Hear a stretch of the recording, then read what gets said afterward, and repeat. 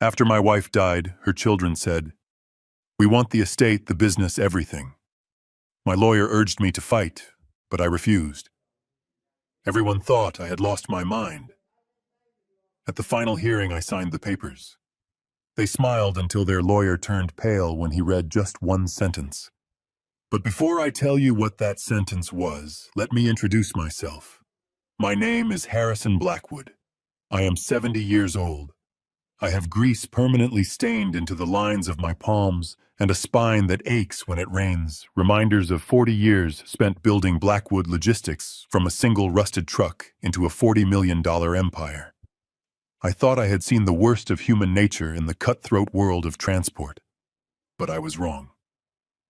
The worst kind of cruelty does not come from competitors. It comes from the people you fed, clothed, and raised. If you are watching this, take a second to subscribe to the channel. It helps me share this story with more people who might be going through the same hell. Let me know in the comments where you are watching from. Now let me take you back to the day my world officially ended. It was a Tuesday. The kind of humid, suffocating Tuesday that makes a wool suit feel like a prison. We were at the cemetery. The priest was droning on about ashes to ashes, but I could barely hear him. My eyes were locked on the mahogany casket being slowly lowered into the Georgia clay. Elizabeth, my Beth, the only woman who ever looked at my dirty mechanic hands and saw a future. We had been married for 30 years. She was the softness to my rough edges. And now she was gone. I stood there clutching a single white rose so hard the thorns pierced my skin. The physical pain was grounding. It was the only thing keeping me from falling into the open grave with her. I wanted silence. I wanted a moment of reverence. Just one moment to say goodbye to the love of my life. But silence is expensive, and apparently my stepchildren could not afford it. Standing right behind me were Preston and Tiffany, Elizabeth's children from her first marriage. I had taken them in when Preston was 8 and Tiffany was 5. I had paid for their private schools, their cars, Preston's MBA, and Tiffany's endless failed startups. I thought that over 3 decades I had earned the title of father. I was wrong. Over the sound of the wind rustling the oak trees, I heard a whisper. It was sharp, agitated. It was Preston. "Sell the logistics stock now," he hissed. I could hear the tap-tap-tap of his thumb on a smartphone screen. "Do not wait for the market to close. The old man is unstable. The stock will dip when the news of Mom spreads. Dump it." My blood ran cold. He was standing 3 feet from his mother's grave, and he was shorting my company's stock. He was betting against the very business that had paid for the Italian suit he was wearing. I tried to tune him out. I looked at Tiffany, hoping for some shared grief. She was standing to my left wearing a black dress that cost more than my first truck. She was not looking at the coffin. She was looking at her reflection in the screen of her phone, adjusting her oversized sunglasses. "It is so hot out here," she muttered loud enough for me to hear. "My foundation is literally melting off. Why did he have to pick a cemetery so far from the city? This is ridiculous." She sighed, a long, dramatic exhale of boredom. She checked her watch. I felt a wave of nausea that had nothing to do with the heat. These were the children Elizabeth had adored. She had spent her final weeks worrying about them, making me promise to take care of them.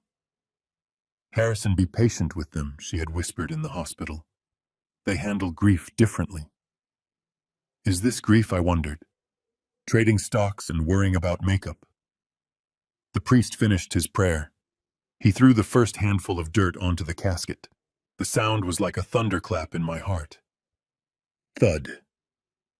It was final. She was really gone.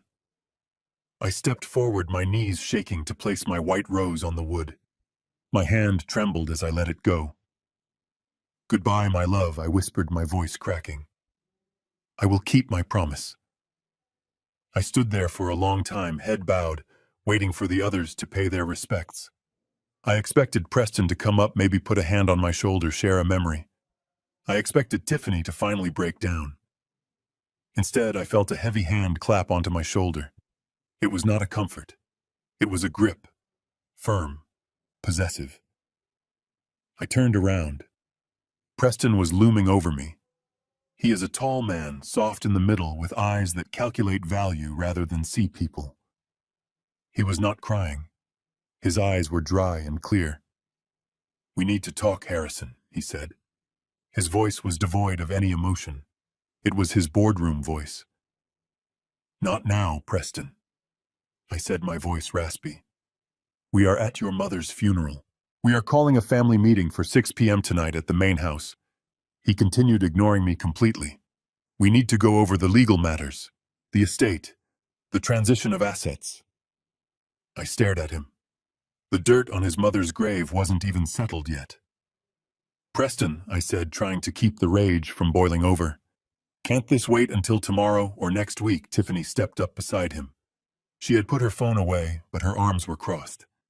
"We can't wait," she said, her voice sharp. "Mom didn't leave a will, Harrison. You know what the state laws are. We need to clarify our position before the banks get involved. We don't want things to get messy." Messy, I looked from her to Preston. They stood like a united front, a wall of entitlement. There was no pity in their eyes, no sadness, just hunger. I realized then, standing on that manicured grass, that I was completely alone. The woman who protected me from their greed was 6 feet under. The buffer was gone. I looked at Preston's hand still gripping my shoulder. It felt like a police officer arresting a criminal, not a son comforting a father. "Fine," I said. 6 p.m. Preston nodded, satisfied. He removed his hand and wiped it on his pants as if touching my cheap suit had soiled him. "Don't be late," he said, "and bring the keys to the safe." They turned and walked away toward their black limousine, leaving me standing there in the sun. They didn't look back at their mother's grave once. Not once. I watched them go, and for the first time in 30 years, the love I had for them evaporated. It didn't fade. It didn't wither. It just vanished, replaced by a cold, hard knot in my stomach. Elizabeth had asked me to take care of them. But as I watched their car pull away, I realized that taking care of them might mean something very different than what she intended. I wiped a single tear from my cheek. It would be the last tear I shed for them. I walked back to my old pickup truck, the one Preston hated because it lowered the property value of the driveway. I sat inside, the leather cracked and hot against my back. I gripped the steering wheel until my knuckles turned white. They wanted a meeting. They wanted to talk about assets and transitions. "Fine," I whispered to the empty cab. I started the engine. The old diesel roared to life, a sound I understood better than the whispers of my family. "You want a war, kids," I said, shifting into gear. "You just declared one on the wrong man." I drove out of the cemetery, leaving my wife behind, and headed toward a battle I never wanted, but one I was absolutely going to finish. Because they forgot one thing. I didn't just inherit this empire. I built it. And I knew where every single body was buried. I parked my truck next to Preston's limousine, the rusted metal of my fender almost touching the polished black paint of his rented luxury. The house loomed in front of me, a sprawling colonial estate that Elizabeth and I had bought 20 years ago. It was supposed to be our sanctuary, a place where we would grow old together, watching the sunsets from the porch. Now, with her gone, it looked different. It looked like a fortress that had been breached. I walked up the stone steps, my heavy boots thudding against the granite. The front door was unlocked. I pushed it open, and the cool air conditioning hit me, carrying with it a scent that made my stomach turn. It was not the smell of flowers from the funeral. It was the smell of celebration. Laughter drifted from the main salon. It was a loud, raucous sound that had no business being in a house of mourning. I took a deep breath, steeling myself, and walked toward the archway. The scene before me made my blood run hot in my veins. Greg, my son-in-law, was standing by the mahogany bar. He had his suit jacket off, his sleeves rolled up, and he was holding a corkscrew. In his other hand was a dusty, dark green bottle. My heart stopped. That was not just any bottle of wine. It was a 1974 Cabernet Sauvignon from the Napa Valley vineyard, where Elizabeth and I had spent our honeymoon. We had bought it with the last of our savings back then, promising each other we would open it only on our 50th wedding anniversary. It had survived 4 moves, 2 recessions, and 30 years of temptation. It was a symbol of our endurance. Greg jammed the corkscrew into the aged cork with the grace of a plumber fixing a clogged drain. "Hey, Harrison," Greg called out, his face flushed with early intoxication. "We needed something to wash down the dry sandwiches from the reception. Hope you don't mind. This stuff was just gathering dust anyway." Before I could move, before I could even form a word of protest, he pulled. The cork gave way with a soft pop that sounded to me like a bone breaking. He tilted the bottle, pouring the deep ruby liquid into a plastic cup. A plastic cup. He took a swig, swished it around his mouth, and made a face. "Kind of sour," he grunted. "Probably turned vinegar years ago." He poured the rest of the glass into the potted fern next to him. I felt a scream rising in my throat, a primal roar of rage, but it died there when I saw what was happening on the other side of the room. Tiffany was moving along the walls with a pad of neon yellow sticky notes in her hand. She looked like a predator stalking prey. She stopped in front of the oil painting that hung above the fireplace. It was a landscape of the Scottish Highlands, a piece Elizabeth had loved, because it reminded her of her grandfather. I remembered saving for 6 months to buy that for her birthday. Tiffany slapped a yellow note onto the canvas. On it, written in sharp black marker, was the word, "Sold." She moved to the next one. The antique clock on the mantelpiece. Slap. Sold. The porcelain vase from the Ming Dynasty replica collection. Slap. Sold. "What are you doing?" I asked, my voice trembling, not with fear, but with the effort to keep from strangling her. Tiffany turned, not even looking guilty. She looked annoyed that I had interrupted her workflow. "Oh, good you are back," she said, peeling off another sticker. "I am just cataloging the inventory. I have an appraiser coming tomorrow morning at 8. We need to clear this clutter out fast if we want to list the house by next month. The market is hot right now, and I need the liquidity for my new brand launch." List the house. I stepped further into the room, my hands balling into fists at my sides. "This is my house, Tiffany. I live here. My name is on the mortgage." Actually, it is not. The voice came from the leather armchair in the corner. Preston was sitting there, his legs crossed, looking at a file folder. He didn't stand up. He didn't offer me a seat. He looked at me over the rim of his glasses, with the cold, detached expression of a coroner examining a corpse. "I checked the deed this morning," Harrison Preston said, flipping a page. "The house was in Mom's name. Solely. She bought it with the inheritance from her aunt, remember? You just paid for the renovations." He closed the folder and stood up, smoothing out his suit. He walked toward me, stopping just outside of striking distance. He knew I was a mechanic. He knew I still had the strength of a man who lifted engine blocks, but he also knew I was outnumbered and outmaneuvered.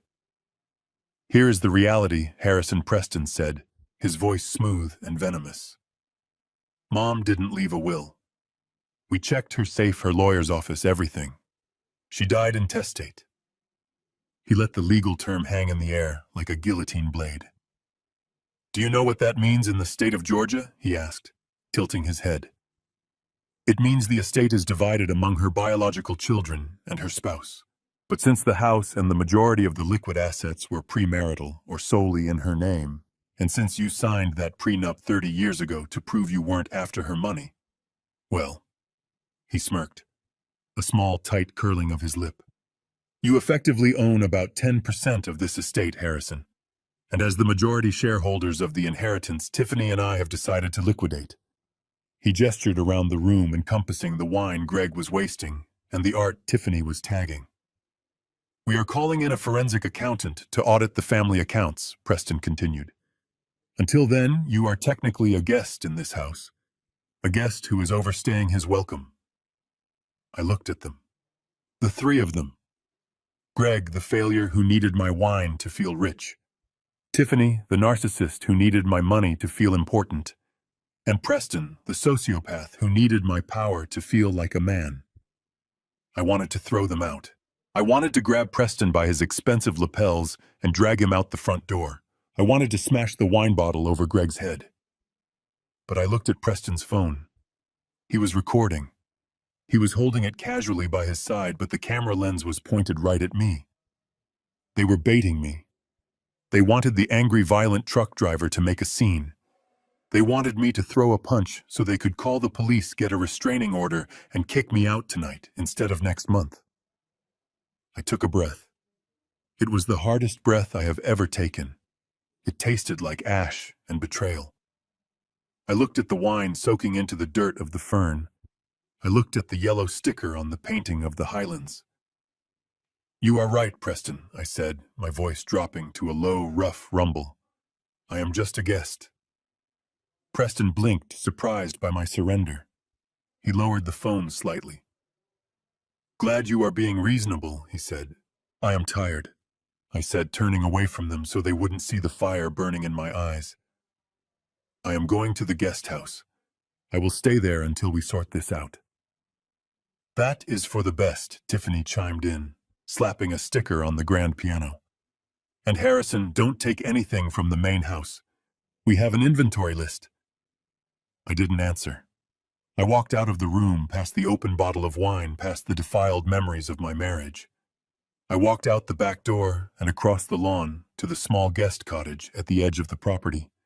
As I closed the door of the cottage behind me, the silence returned. But this time it wasn't the silence of grief. It was the silence of a hunter waiting in the blind. They thought they had won because they knew the law. They thought they had cornered an old man who didn't understand the complexities of probate and estate planning. I sat down on the small, lumpy bed in the guest house. I didn't turn on the light. I sat in the dark listening to the crickets, and I let the anger settle into something cold and hard. They had the deed. They had the wine. They had the art. But they had forgotten one thing. I reached into my pocket and pulled out a set of keys. Not the keys to the house, not the keys to the safe. These were old brass keys worn smooth by decades of use. The keys to the maintenance tunnels under the logistics facility. The keys to the archive room that wasn't on the official blueprints. Preston said the house was in Elizabeth's name. He was right. But he hadn't asked about the land the logistics company stood on.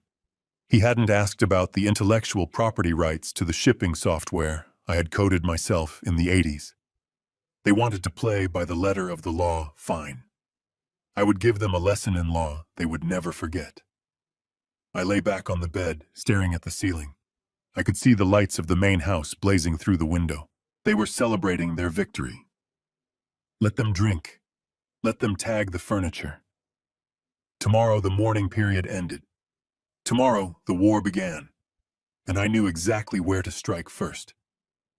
I closed my eyes, and for the first time that day I smiled. It wasn't a nice smile. It was the smile of a wolf who just realized the sheep left the gate open. The next morning, the air conditioning in the Blackwood Logistics Tower felt colder than usual. I walked through the glass doors of the building I had constructed brick by brick 20 years ago. Usually the receptionist, a kind woman named Martha, would greet me with a warm smile and a fresh pot of black coffee.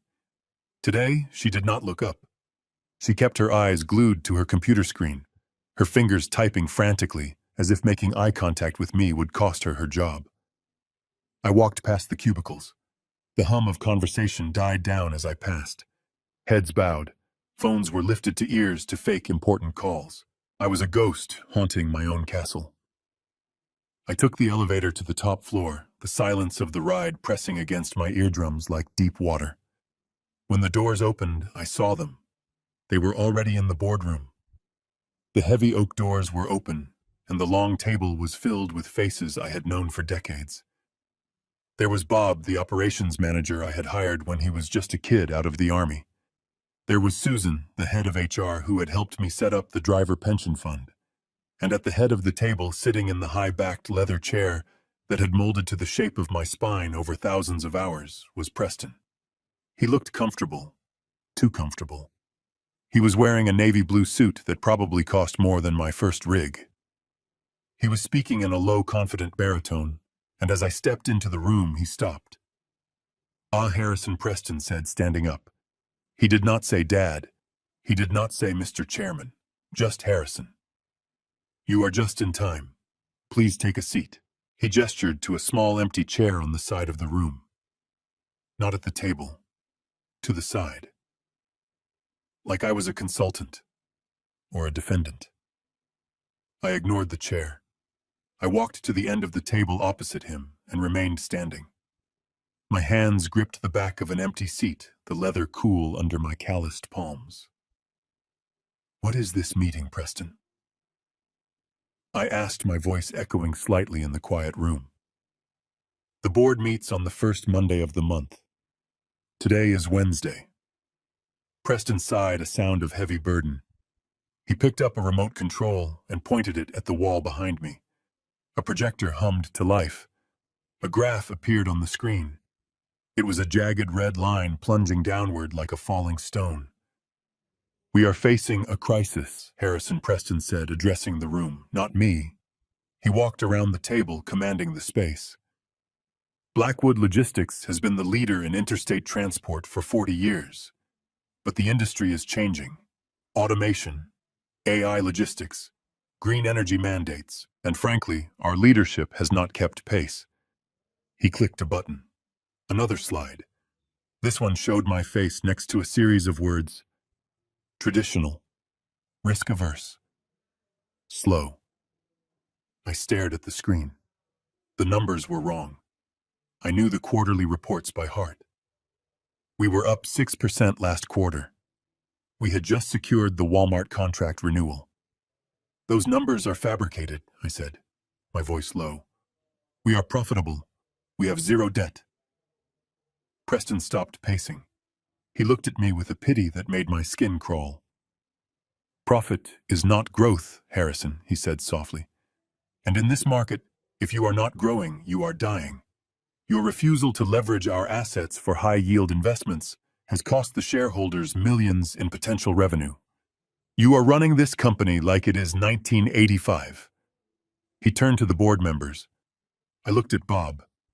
Bob looked down at his notepad, his face flushing red. I looked at Susan. She was twisting a pen in her fingers, refusing to meet my gaze. They had been bought. Or threatened. Or both. "But that is not the only issue," Preston continued, his voice dropping to a whisper that forced everyone to lean in. "We are a family company, and we protect our own. Which is why this is so hard for me to say." He clicked the remote again. The screen went black. The theatrics were sickening. "Since Mom passed, we have all noticed the changes," Preston said. He looked at me now, his eyes wide with fake concern. "The forgetfulness, the outbursts of anger, the confusion about simple financial matters. Yesterday you tried to pay for flowers with a personal card that had been flagged for suspicious activity because you forgot the PIN code 3 times. I felt the blood rushing to my face. That was a lie. He had frozen the account." "Preston, stop this," I warned. "It is nothing to be ashamed of, Harrison," he interrupted, his voice soothing. "Early-onset dementia is a tragedy, but it is a reality we have to face. The stress of losing Mom has clearly accelerated the decline. You are not fit to captain this ship anymore. You are steering us into an iceberg because you can no longer see the horizon." The room was silent. I could hear the hum of the projector fan. Dementia. He was using the D word.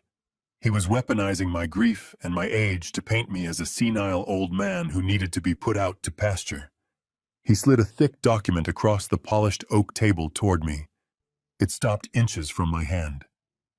"This is a retirement package," Harrison Preston said. "It is generous, extremely generous. You keep your salary for 2 years. You get full medical coverage, which you will need for the assisted living facility we have selected in Florida. It is near the beach. You will like it." I looked at the document. The cover read, "Voluntary resignation and transfer of voting rights." "And if I don't sign?" I asked, looking up at him. Preston's expression hardened. The mask of the concerned son slipped for just a fraction of a second. "Then we have a fiduciary duty to the shareholders," he said coldly. "We will file a petition with the court for emergency guardianship. We have testimony from staff about your erratic behavior. We have the incident with the wine yesterday. We will drag this out in public court, Harrison. We will have you declared mentally incompetent. Your legacy will not be the man who built this company. It will be the crazy old man who had to be removed for his own safety." I stood there, and my hands began to shake. They shook not because I was weak. They shook not because I was scared. They shook because every fiber of my being wanted to reach across that table and throttle him. I wanted to scream that I could recite the VIN number of every truck in the fleet. I wanted to roar that I had built this table while he was still in diapers. But to the room, to the silent board members watching me, the shaking looked like fear. It looked like weakness. It looked like Parkinson's. I saw Bob exchange a glance with Susan. They saw a trembling old man who was losing his grip. Preston had staged this perfectly. My anger was his evidence. I looked down at my hands, the hands that had changed tires in the snow, the hands that had signed the first payroll checks. Now they were betraying me. I took a deep breath. The air in the room tasted like ozone and treachery. If I fought him now right here, I would lose. If I yelled, I was crazy. If I attacked him, I was violent. He had checkmated me on the board. I needed time. I needed to get out of this room before I did something that would seal my fate. I reached out and took the document. My hand was still trembling. "I need to read this," I said, my voice raspy. "I need time to process." Preston smiled. It was the smile of a shark that just tasted blood in the water. "Take 24 hours, he said. "But the offer expires at noon tomorrow." After that, the lawyers filed the petition. I turned around, clutching the paperwork to my chest like a shield. I walked out of the boardroom. I did not look back. I could feel their eyes on my back, burning holes in my jacket. I could hear the collective exhale of the room as the door clicked shut behind me. I made it to the elevator before my knees gave out. I leaned against the metal wall as the car descended, sliding down until I was crouching on the floor. I wasn't crying. I was hyperventilating. They thought I was finished. They thought the shaking was the end. But as the elevator hit the lobby floor, I stood up. I smoothed my jacket. I stopped shaking. Preston had made one mistake. He thought the shaking was fear. He didn't know it was the engine revving up. He wanted a war. He wanted to talk about assets and liabilities. I walked out of the building past the receptionist who still wouldn't look at me. I stepped into the blinding sunlight of the parking lot. I had 24 hours. That was not enough time to save the company, but it was plenty of time to burn it down. I walked out of the office building and into the parking lot, the heat of the asphalt radiating through the soles of my boots. My hands were no longer shaking, but my mind was racing at 1,000 miles an hour. Preston had given me 24 hours. 24 hours to sign away my life, or be dragged through a public court battle that would shatter my reputation. I needed to think. I needed to clear my head. I got into my truck and drove. I didn't drive home to the guest cottage where I was a prisoner, and I didn't dress to the bar. I drove to the one place where I could still find a shred of peace. The florist on 4th Street. Elizabeth loved white lilies. Every week for 30 years I had brought her a bouquet. Even now that she was gone, I couldn't break the routine. It was the only thing keeping me tethered to the man I used to be. I walked into the shop, the bell above the door chiming softly. The air was thick with the scent of roses and damp earth. Mrs. Gable, the owner, smiled when she saw me. She had arranged the flowers for my wedding, and 3 days ago she had arranged the flowers for my wife's funeral. "The usual, Mr. Blackwood?" she asked gently, her eyes full of sympathy. "Yes, please," I said, my voice sounding rough even to my own ears.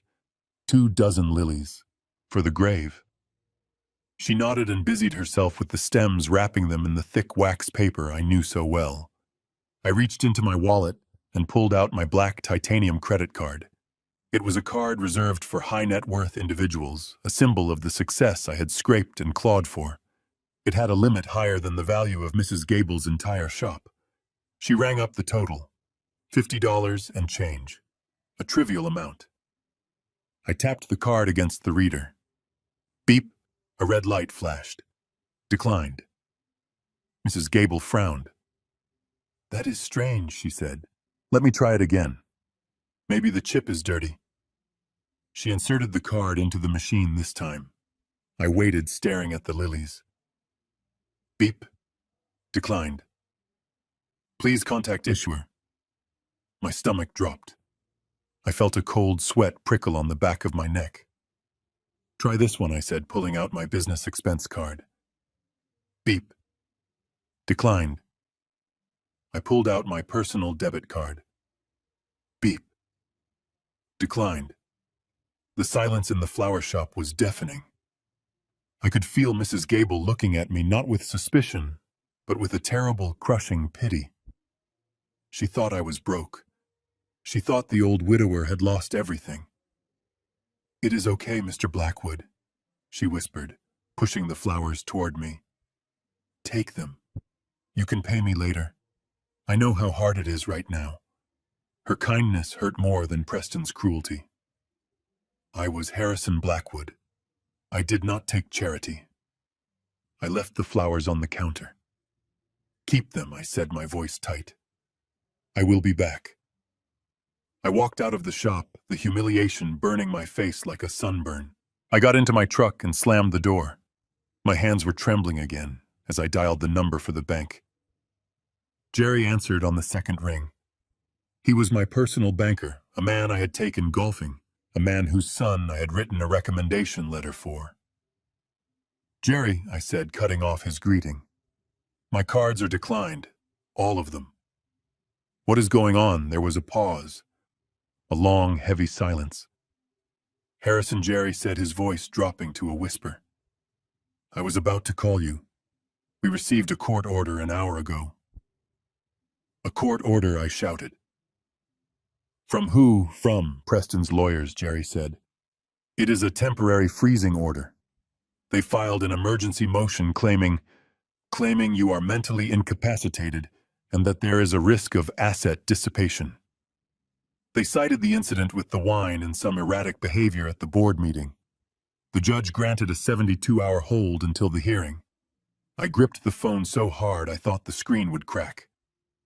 "Jerry, you know me," I growled. "You know I am not crazy. Unfreeze my accounts. Now." "I can't, Harrison," he pleaded. "It is a court order. If I touch those accounts, I go to jail. I am sorry. You have zero access, not even to the joint checking." I hung up. I didn't say goodbye. I stared at the phone. Zero access. I had $40 million in assets and I couldn't buy a bouquet of flowers for my dead wife. Preston wasn't just coming for the company. He was systematically dismantling my existence. He wanted me powerless, penniless, and desperate. I started the engine. The roar of the diesel was the only thing that made sense. I wasn't going to hide in the guest house. I was going back to the tower. I was going to look Preston in the eye and tell him exactly what I thought of his court order. I drove back to Blackwood Logistics, ignoring the speed limits. I pulled into my reserved parking spot, the one painted with my initials. I marched toward the glass doors, my boots striking the pavement with the rhythm of a war drum. I walked into the lobby. It was busy. Couriers running packages, executives talking on phones. I headed straight for the private elevator that led to the executive suite.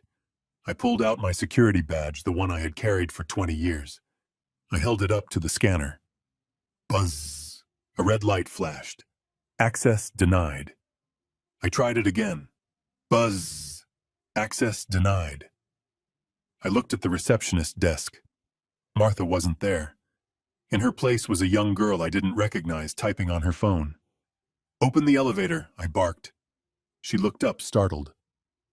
I am sorry, sir. I am Harrison Blackwood. Open the damn elevator. She looked at her screen, confused. I don't see your name on the active visitor list, sir. Visitor list. I built this building, sir. Please lower your voice, a deep voice boomed from behind me. I turned around. Standing there was a security guard I had never seen before. He was huge, easily 6'4", with muscles bulging out of a uniform that looked too tight. He wasn't one of my guys. He was private security. Contract muscle. Where is Joe? I asked. Where is the head of security? Joe was relieved of duty this morning, the new guard said, stepping into my personal space. I am the new shift supervisor, and I have specific instructions regarding your access credentials. He pointed to the red light on the elevator panel. Your badge has been deactivated, Mr. Blackwood. You are no longer authorized to be on the premises without an escort from the current administration. Current administration. He talked about my son as if he were a new government regime. I am the chairman of the board, I said, stepping closer to him while looking up into his indifferent eyes. Get out of my way. I tried to step around him. He moved faster than a man his size should. He put a hand on my chest. It wasn't a shove, but it was a solid wall of force. Don't make this ugly, sir, he said. I have orders to escort you off the property if you cause a disturbance. Do not make me drag an old man out in front of his employees. I looked around. People had stopped walking. Employees I had known for years were watching from the mezzanine. They saw the founder of the company being blocked by a hired goon. They saw the humiliation. They saw the end of an era.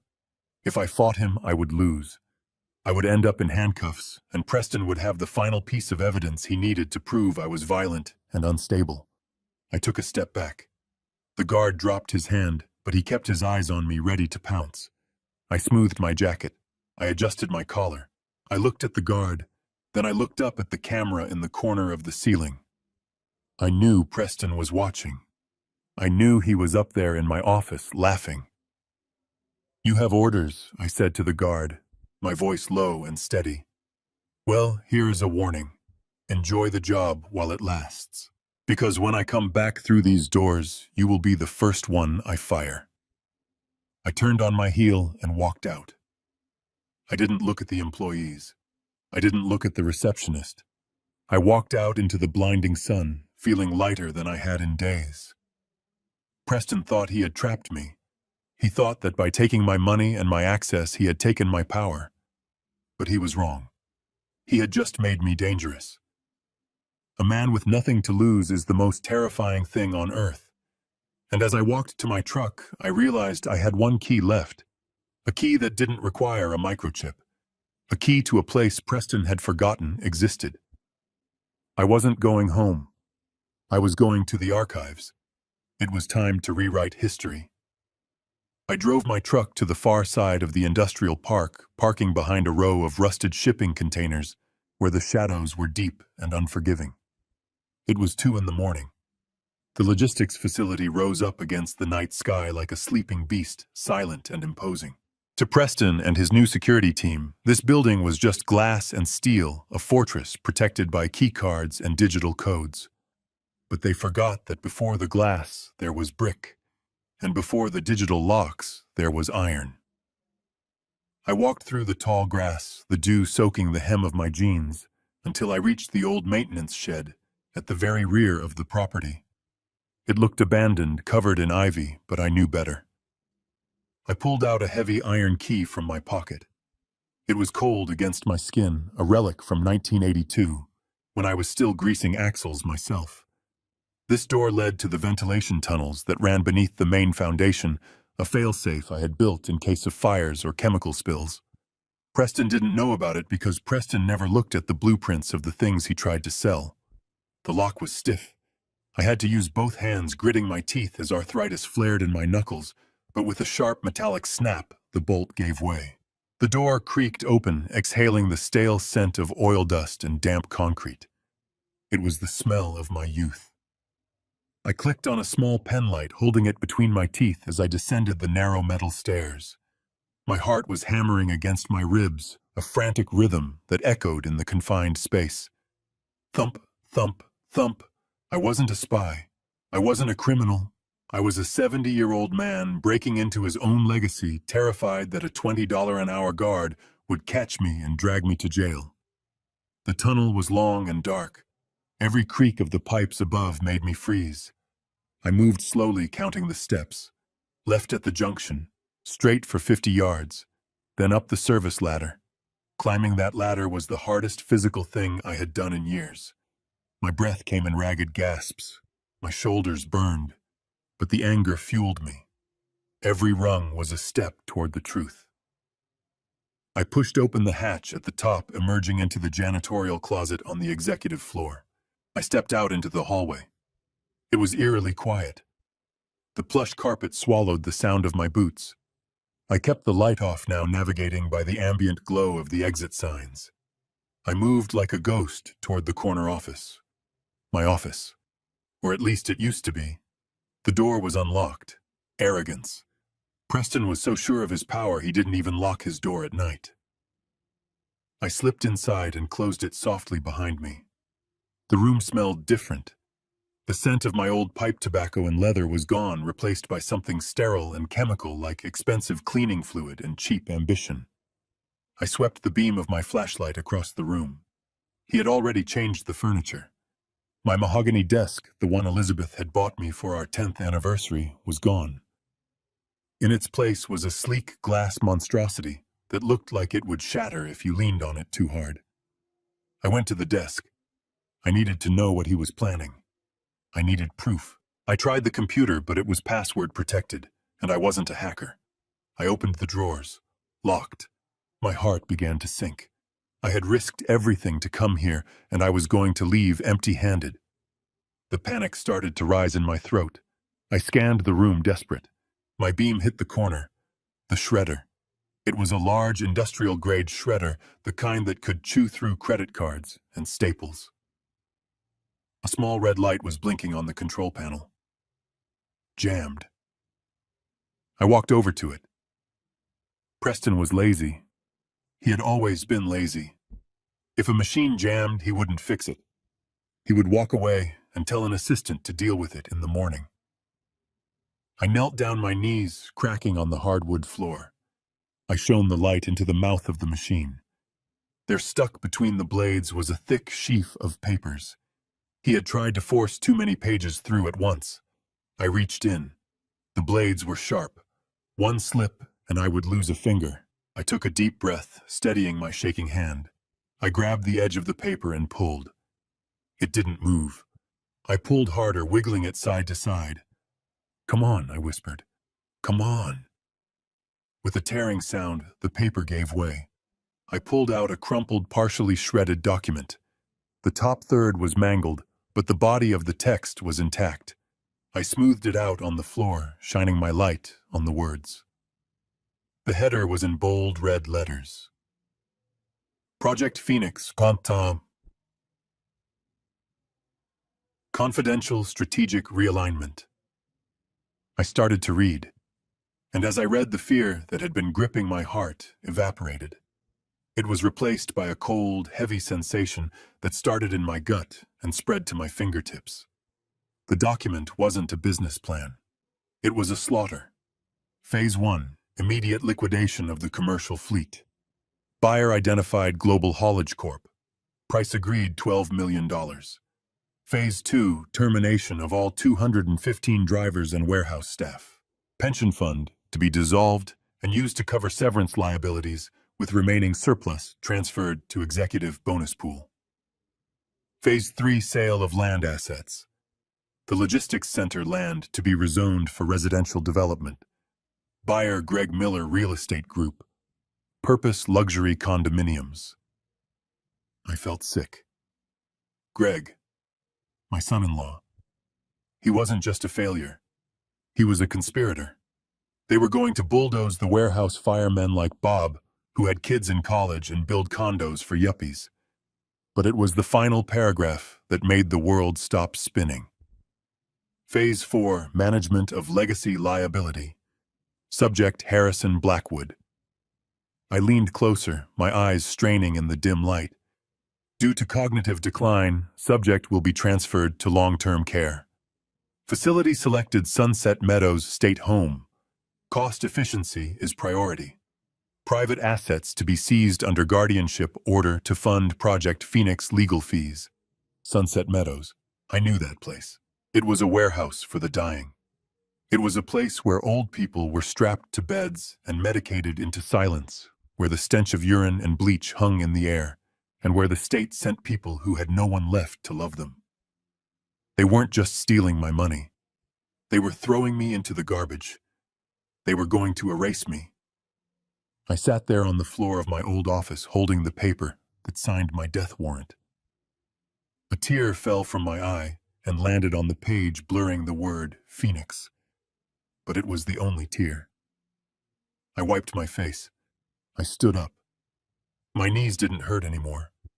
My heart wasn't racing. My hands were perfectly steady.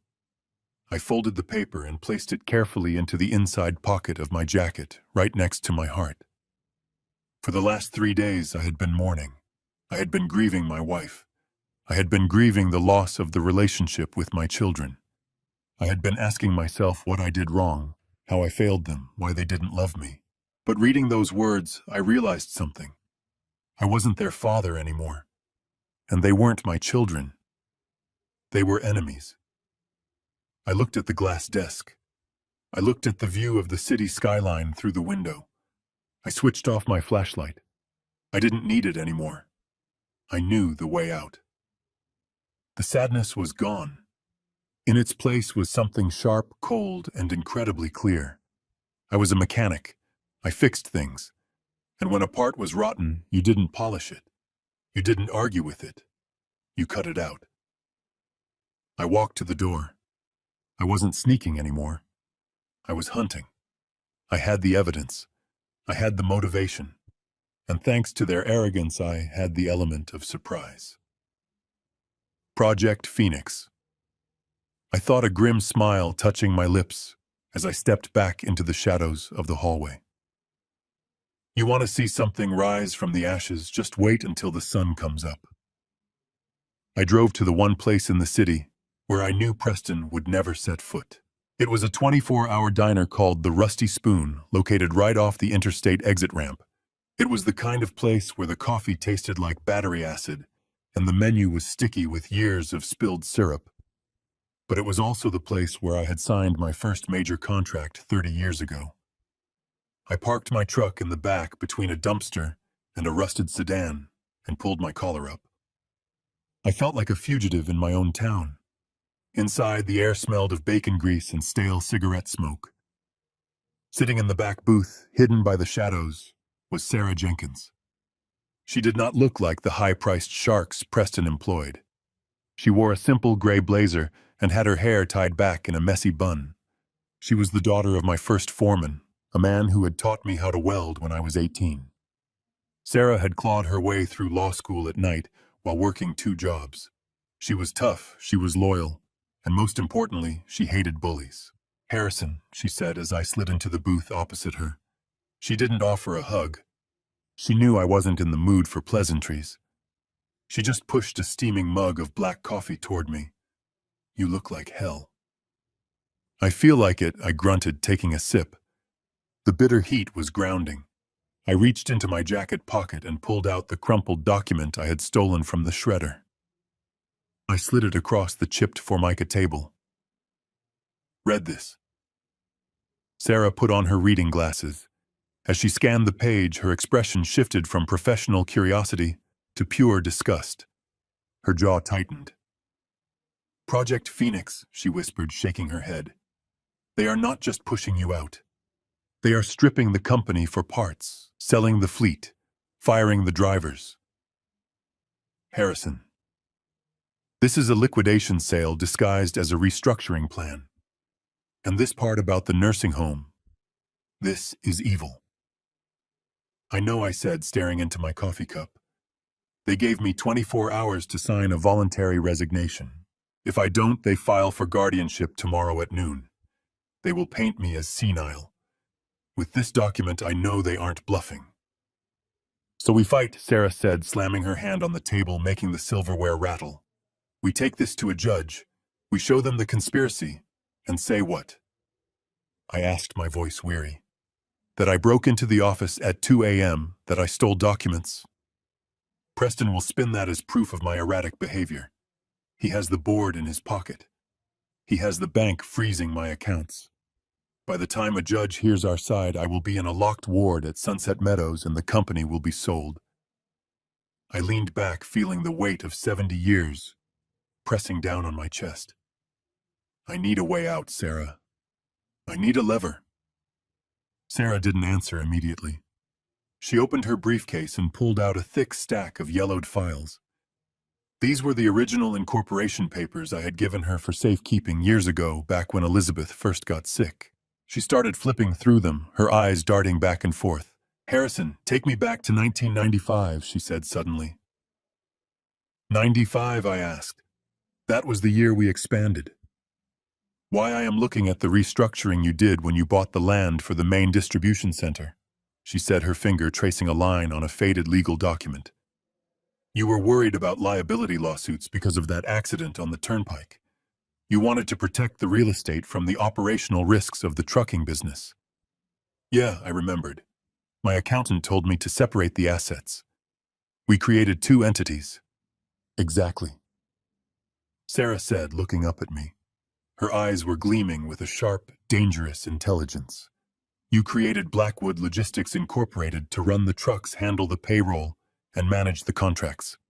That is the company Preston is the vice president of. That is the company the board controls. She flipped another page. But you also created Blackwood Land Holdings LLC, she continued. This entity owns the dirt. It owns the 20 acres under the warehouse. It owns the parking lot where the trucks sleep. It owns the land the office tower sits on. So I shrugged. It is all part of the same pot. No, Harrison. It is not, Sarah, said her voice rising with excitement. She turned the document around so I could see it. Look at the ownership structure of the Land Holdings LLC. Who is listed as the sole member? I squinted at the paper. Harrison Blackwood. Just me. No Elizabeth. No partners. Just me. And here's the lease agreement, Sarah said, pulling out another document. This is a commercial lease between your land company and the logistics company. You signed it 30 years ago. It is a standard triple net lease, but look at Clause 14. I leaned in. Clause 14, change of control.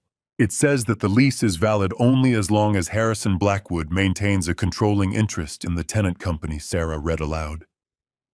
In the event of a change in ownership or control of Blackwood Logistics, Inc., this lease automatically terminates effective immediately unless the landlord grants a written extension. I stared at the words. I read them again, and then again. My brain, which had been foggy with grief and stress, suddenly snapped into focus. Preston is trying to take Blackwood Logistics, I said slowly. He wants the brand, the contracts, the trucks. Yes, Sarah said, a smile slowly spreading across her face.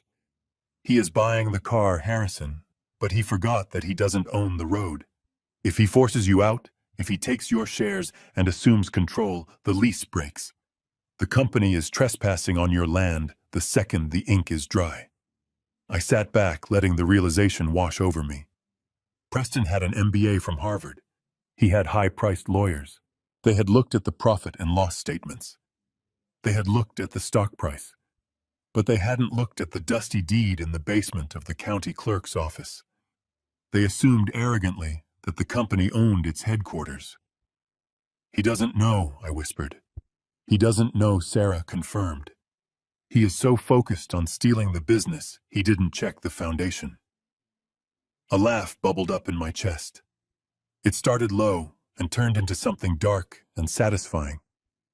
The waitress at the counter looked over concerned, but I didn't care. If the lease terminates, I said, my mind racing with the possibilities. What happens to the assets on the property? If they don't vacate within the notice period, usually 24 to 48 hours, you can seize them to cover unpaid rent or damages, Sarah said. Or you can simply lock the gates. Without a depot, the trucks can't load. Without the server room in the basement, the software goes dark. The company's value drops to zero overnight.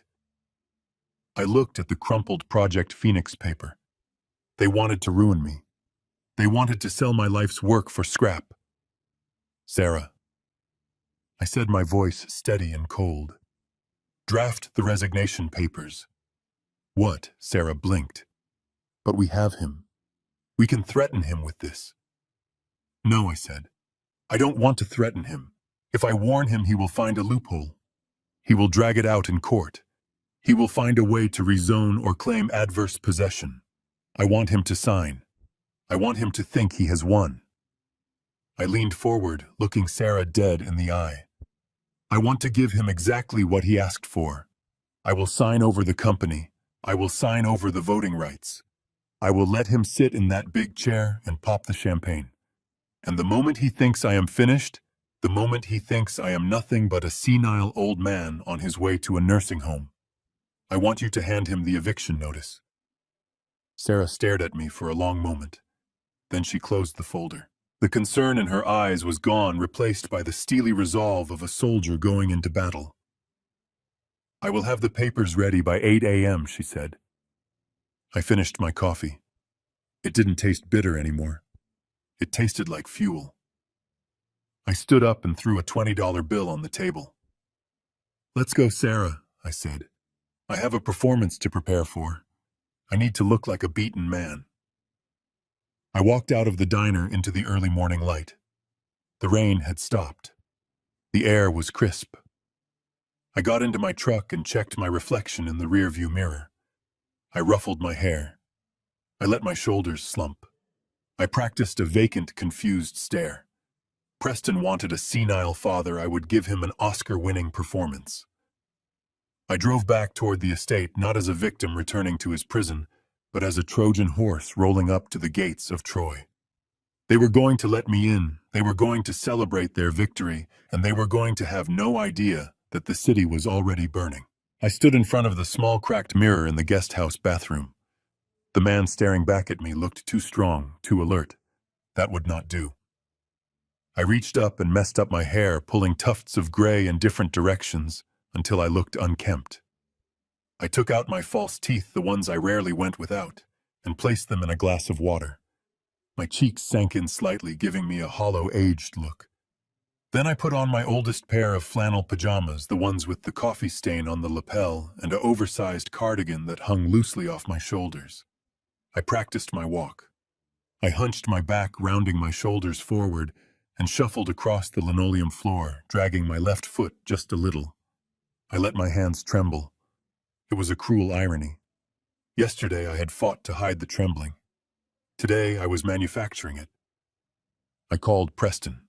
My voice on the phone was a masterpiece of frailty. Preston, I wheezed. Can you and your sister come down to the cottage? I cannot find my glasses, and I think I am ready to sign. I just want this to be over. He arrived 10 minutes later, Tiffany trailing behind him like a bored shadow. They didn't knock. They just pushed the door open, bringing a gust of expensive perfume and arrogance into my humble sanctuary. It smells like mothballs in here. Tiffany wrinkled her nose, refusing to sit on the worn sofa. She stood by the door, tapping her foot, checking her watch. Preston walked in holding a leather portfolio. He looked at me sitting on the edge of the bed in my pajamas, and I saw the tension leave his shoulders. He didn't see a threat anymore. He saw a broken old man. We brought the papers, Harrison Preston said, his voice loud and slow, as if he were speaking to a child. Do you understand what we are doing today? I looked up at him, blinking rapidly. Is that you, Peter? I asked, squinting. It is Preston Harrison, he corrected, a flash of annoyance crossing his face. Your stepson. Right, Preston, I muttered, looking down at my shaking hands. I am sorry. My head. It is all foggy today. I just want to rest. I promised Elizabeth I would rest. Tiffany rolled her eyes. Oh my God, he is losing it faster than we thought, she whispered to Preston. Just get him to sign before he forgets how to write his name. Preston pulled a chair over and sat in front of me. He opened the portfolio and laid the documents on the small, wobbly nightstand. This is the transfer of authority, Harrison, he said, pointing to the signature line. And this is the resignation from the board. Once you sign these, we will wire the first installment of your allowance to the nursing home. They have a nice garden there. You will like it. I reached for the pen, my hand shaking so violently that I dropped it. Preston sighed, picked it up, and placed it firmly between my fingers. I will sign, I said, my voice trembling. I am too old to fight you, son. You are right. The business needs young blood. New ideas. I am just a relic. I leaned forward, the pen hovering over the paper. Then I stopped. I pulled my hand back. Preston stiffened. What is it? He asked sharply.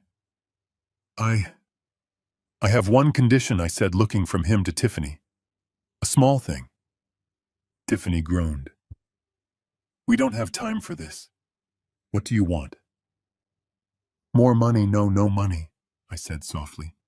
I don't need money where I am going. I want my old truck, the Ford, and I want a place to grow some tomatoes. Your truck? Preston laughed. That piece of junk, you can have it. We were going to scrap it anyway. And the land. I continued, pointing a shaky finger out the window toward the back of the logistics facility. You know that rocky patch behind the warehouses? The one where nothing grows but weeds. It is full of gravel. Useless for building. But I think if I clear the stones, I could plant a little garden. Just something to keep my hands busy. Preston looked at me confused. He knew the property map, or so he thought. He knew the main complex, the office tower, the parking lots. But the rear acre? It was listed as undeveloped agricultural waste. It was a jagged strip of land full of old concrete slabs and gravel. You want the wasteland? Preston asked, raising an eyebrow. Why, it is not worth anything. Sentimental value, I whispered, looking down. Your mother and we used to have picnics there before the business got big. I just want to own that little piece of dirt. It makes me feel close to her. Preston looked at Tiffany. She shrugged. Let him have it, she said. It is literally dirt, Preston. If it gets him to sign the $40 million company over to us, give him his pile of rocks. Preston pulled out his phone. He called the lawyer Montgomery. Draft a quick addendum, Preston said into the phone. Harrison keeps the 1990 Ford pickup and what is the parcel number? He looked at me. I fumbled in my pocket and pulled out a crumpled piece of paper where I had written the parcel ID number. I had memorized it 30 years ago, but I pretended to struggle to read my own handwriting. It is parcel 04. B, I stammered. Parcel 04B. Preston repeated into the phone. Yeah, the undeveloped lot at the rear. Transfer the deed to him. Yes, today. Just get it done. He hung up and looked at me with a smirk. Done, he said. You get your truck and your dirt. Now sign. I took the pen again. I let out a long, shuddering breath. I lowered the pen to the paper. I signed my name. Not the strong, bold signature I used on contracts, but a wavery, scratching scrawl that barely looked legible. There, I whispered, dropping the pen. It is yours. Everything is yours. Preston snatched the papers away before the ink was even dry. He checked the signature, his eyes gleaming with triumph. He stood up, towering over me. You made the right choice, Harrison, he said. You are going to be much happier with no responsibilities. We will have someone come pick you up in the morning to take you to Sunset Meadows. Pack light. The rooms are small. Tiffany was already at the door. Finally, she muttered, I'm going to call the realtor. We can list the house tomorrow." They walked out without saying goodbye. They didn't look back at the old man sitting on the bed in his pajamas. They were too busy high-fiving each other in the driveway. I waited until I heard the limousine engine fade into the distance. Then I stood up. I walked to the bathroom and spat out the cotton balls I had tucked into my cheeks to make them look sunken. I put my teeth back in. I washed the coffee stain off my face. I walked to the window and looked out at the wasteland I had just fought for. Preston thought it was just rocks and weeds. He didn't know that the wasteland was legally defined as the access road and the ground beneath the main server junction. He didn't know that without that strip of gravel, no truck could enter the loading bay and no data could leave the building. I took off the cardigan and threw it on the floor. I stood straight, stretching my back until it cracked. The performance was over. The critics had raved. Now it was time for the curtain call. I picked up my phone and dialed Sarah. "Did they file the deed transfer?" I asked. "I am looking at the county clerk's portal right now." Sarah's voice came through sharp and excited. "Montgomery just uploaded it electronically to expedite the closing. It is official, Harrison. You own Parcel 04B, and the resignation is filed." "Good," I said, my voice dropping to a low growl. "Prepare the eviction notice. I want it served tomorrow morning at 9 a.m. sharp." "But Harrison," Sarah paused. "Tomorrow is the board meeting to announce the takeover." I know, I said, a cold smile touching my lips. "That is why I am bringing the police. I want everyone to see what happens when you trespass on my land." I hung up the phone. I looked around the small guest house one last time. I wouldn't be sleeping here tonight. I had a truck to pack. And tomorrow I had an empire to reclaim. They wanted to send me to Sunset Meadows. I was about to send them to hell. The next morning, the sun was already baking the asphalt of the main loading bay when the black limousine rolled through the gates. It looked like a hearse arriving at a picnic, sleek and shiny, and completely out of place among the grime and the heavy machinery. I was standing by the guard shack wearing my old faded windbreaker and a baseball cap pulled low over my eyes. I watched them step out. First Preston adjusting his silk tie in the reflection of the car window. Then Greg wearing sunglasses that probably cost more than my first truck. And finally, Montgomery, the lawyer, clutching his briefcase to his chest, as if he were afraid the air in the trucking yard might steal his billable hours. They did not see me at first. I was just part of the scenery to them now, like a rusted bollard or a discarded tire. I fell into step behind them, keeping my distance, slouching my shoulders to maintain the illusion of the broken, senile old man they believed I was. "This place is a disaster," Greg said loudly, wrinkling his nose as the smell of diesel and hot rubber hit him. "How did he operate in this filth for 40 years? I am going to have to burn these shoes." He looked down at his Italian loafers. They were coated in a fine layer of gray dust. I stifled a smile. That dust was the lifeblood of this company. It was the residue of millions of miles driven and thousands of tons of cargo moved. To him, it was just dirt. Preston laughed, a dry, humorless sound. "We will pave it over, Greg. Once we sell the fleet, this will all be luxury condos. No more dust. Just clean filtered air and high HOA fees." They walked toward the main lineup where the drivers were conducting their morning inspections. These were men I had known for decades. Men with families, mortgages, and bad backs from years of sitting in a cab to put food on the table. "Look at them," Preston sneered, pointing a manicured finger at Big Mike, a driver who had been with me since '95. "He is checking the oil manually. Why isn't he using the digital diagnostic tool inefficient?" "He is checking the oil manually because he knows that sensors can lie, but the dipstick tells the truth," I thought, but I bit my tongue. "That one there," Montgomery said, gesturing with his pen toward Sam, who was walking with a slight limp. "Workers' compensation risk. You will want to terminate him immediately. We can structure it as a layoff due to downsizing to avoid a wrongful termination suit." Preston nodded, taking mental notes. "Agreed. Cut the bottom 20% of the seniority list first. They have the highest pensions. If we fire them before the quarter ends, we save 3 million on the balance sheet. I felt a fire burning in my chest so hot, I thought it would melt the buttons of my shirt. They were talking about human beings like they were line items on a spreadsheet. Sam had that limp because he slipped on ice securing a load in Minnesota during a blizzard to make sure a hospital got their medical supplies on time. He was a hero. To them, he was a liability.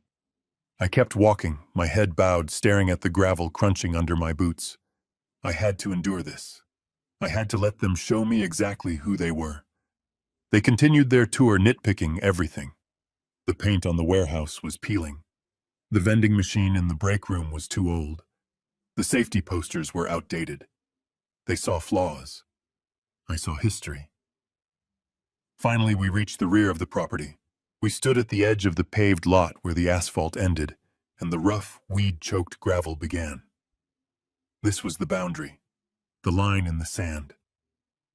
Beyond this point lay Parcel 04B, the land I had fought to keep, the land they thought was worthless. They stopped. Greg took off his sunglasses and stared out at the stretch of rocky ground that ran behind the main server building and the primary entrance gate.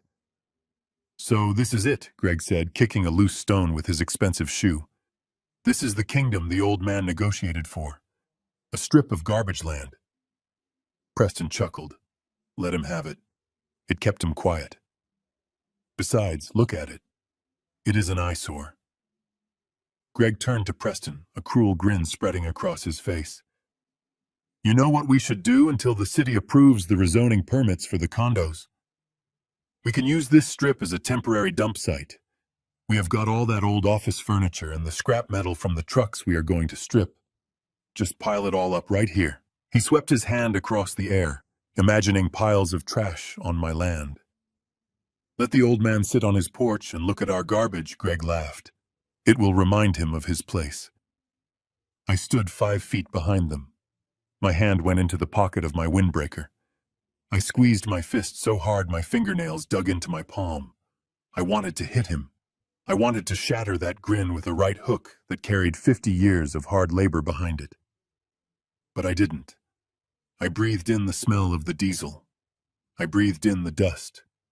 The dump, I repeated in my head. "You want to use my land as a dump?" Preston turned around, finally acknowledging my presence. He looked at me with a mixture of pity and triumph. "Well, Harrison," he said, "I hope you enjoy your retirement. We have a lot of work to do cleaning up this mess you made. Don't worry about the noise. Progress is loud."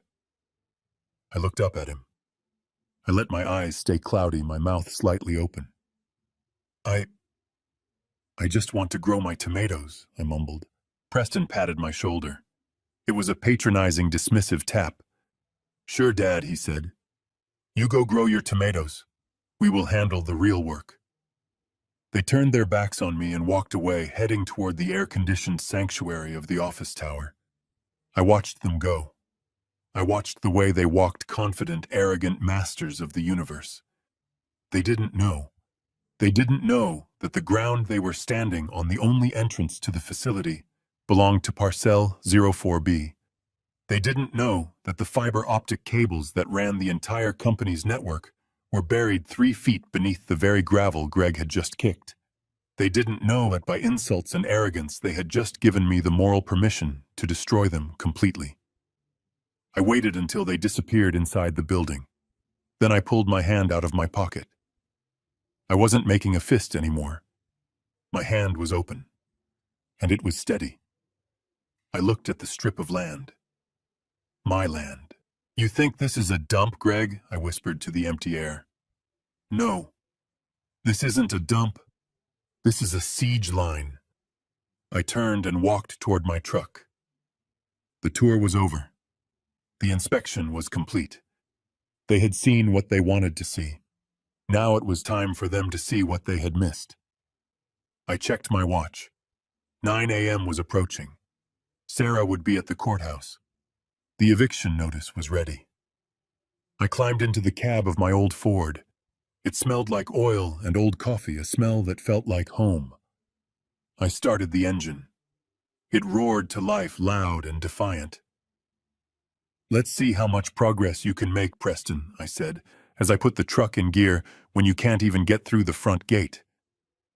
The boardroom was cold, artificially cooled, to a temperature that made the sweat on my back feel like ice.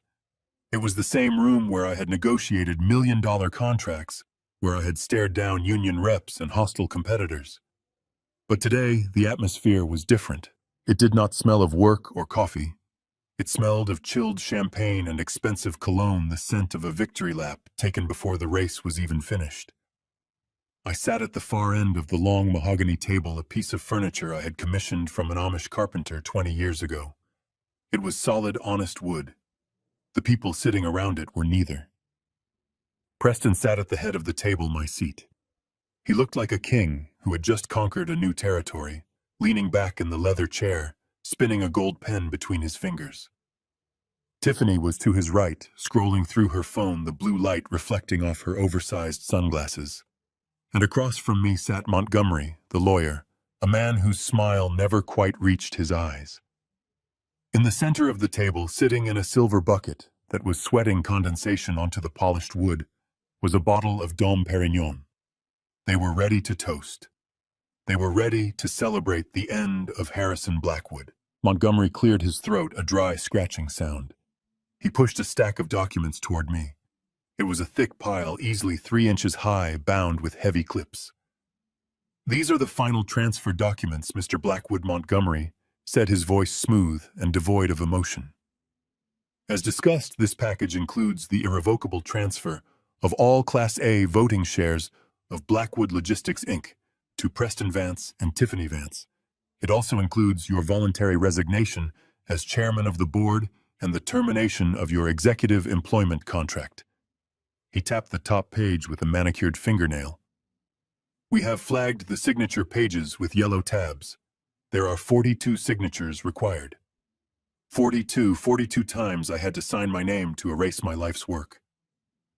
I looked at the stack of papers. To them, it was just legal jargon. To me, it was a timeline. Page 1 was the fleet of trucks I bought in '85. Page 10 was the expansion into the Midwest. Page 20 was the pension fund I fought to protect. I reached out for the pen Montgomery offered. It was a heavy black Mont Blanc. My hand trembled. I let it shake. I let the tremors travel from my wrist up to my shoulder, making my whole arm vibrate like a loose exhaust pipe. I gripped the pen, but my fingers were slick with sweat. I fumbled. The pen slipped from my grasp and clattered onto the table, rolling away toward Tiffany. "Oops," I muttered, staring at my empty hand. "I am sorry. My grip, it is not what it used to be." Tiffany let out a loud, exasperated sigh. She stopped scrolling on her phone and looked at the pen as if it were a dead cockroach. "Jesus, Harrison," she snapped. "Just pick it up. I have a nail appointment at 2 o'clock, and my technician charges a cancellation fee. Can we speed this up?" She didn't care that her stepfather was signing away his legacy. She cared about her cuticles. "I am trying, Tiffany," I whispered, reaching for the pen again. "I am trying." Preston watched me with a mixture of amusement and pity. He enjoyed this. He enjoyed seeing the strong man reduced to a fumbler. "Take your time, Harrison," Preston said, his voice dripping with false sweetness. "We want to make sure every signature is legible. We don't want the bank questioning your intent later." I retrieved the pen. I took a deep breath, steeling myself. I needed to make this look real. I needed to look defeated. I lowered the pen to the first yellow tab. The paper was smooth. I signed.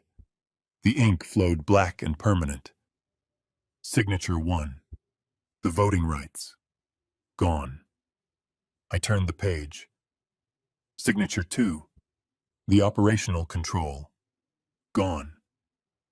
The room was silent, save for the scratching of the nib against the paper and the rhythmic tapping of Tiffany's acrylic nail on the table. Scratch, tap, scratch, tap. It was the countdown to my destruction. As I worked my way through the stack, My mind drifted to the document tucked safely in the inside pocket of my jacket. The deed to Parcel 04B. The land underneath us. They thought they were taking the castle.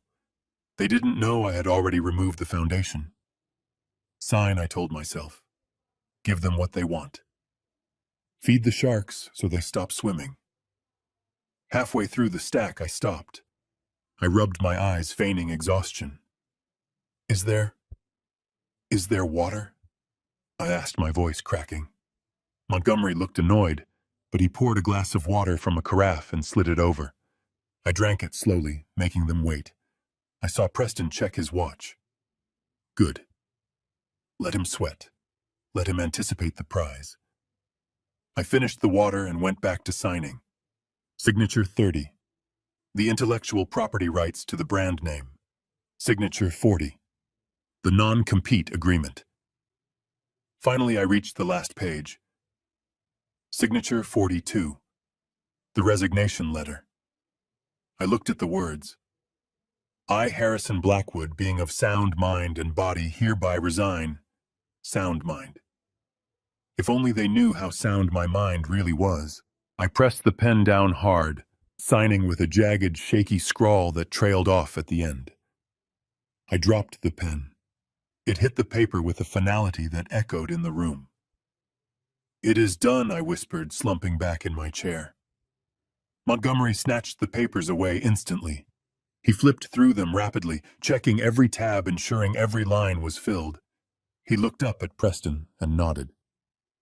The documents are executed, Montgomery announced. Congratulations, Mr. Vance. You are now the majority shareholder and chairman of Blackwood Logistics.